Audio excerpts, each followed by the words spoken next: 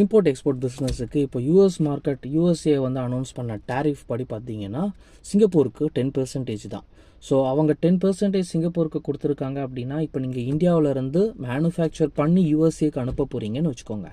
இந்தியாவிலேருந்து கனடா மூலியமாக முன்னே வந்து இந்தியாவிலேருந்து யூஎஸ்ஏக்கு ஆல்ரெடி டேரிஃப் அதிகமாக இருந்ததுனால கனடாவுக்கு அனுப்பிட்டு கனடாவிலேருந்து தான் நம்ம இந்தியாவுக்கு அனுப்பிட்டு இருந்தோம். ஸோ இப்போ நம்ம என்ன பண்ணணும்னா இந்தியாவிலேருந்து சிங்கப்பூருக்கு அனுப்பணும், சிங்கப்பூர்லேருந்து யூஎஸ்ஏவுக்கு அனுப்பணும். ஏன்னா யூஎஸ்ஏக்கு வந்து 10% தான், நம்ம டேரெக்டாக அனுப்புனா 26%.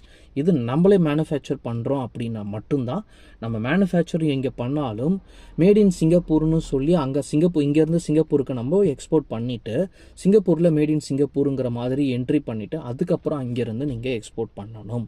ஓகே, அப்படி பண்ணிங்கன்னா உங்களுக்கு ஆல்மோஸ்ட் 15% ப்ரைஸ் ஹைக்கில் இது எஸ்கேப் ஆகலாம். நல்ல ஒரு ப்ராஃபிட்ஸை உங்களுக்கு அது கொடுக்கும். ஓகேவா?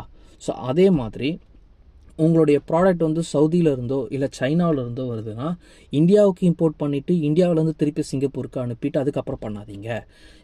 சைனாவிலேருந்து மற்ற நாட்டிலேருந்து நேரக்டாக சிங்கப்பூருக்கு அனுப்பிட்டு சிங்கப்பூர்லேருந்து எக்ஸ்போர்ட் பண்ணுங்கள்.